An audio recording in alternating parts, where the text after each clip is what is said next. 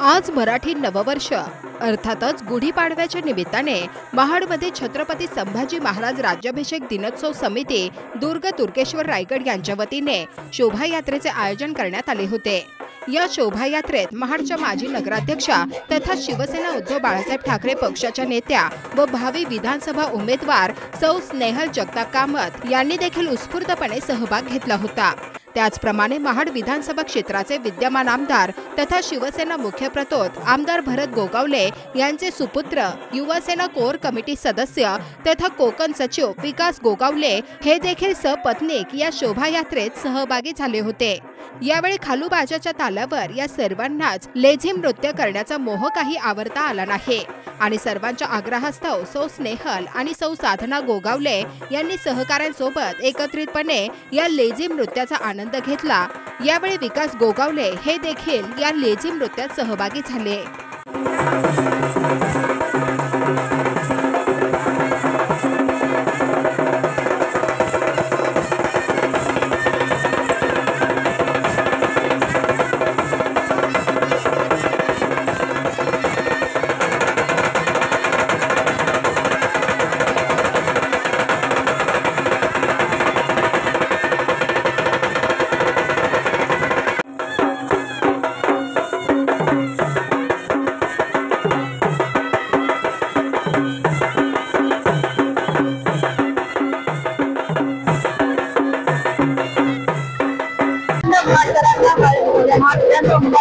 सर्व नागरिकांना या ठिकाणी गुढीपाडव्याच्या शुभेच्छा देतो।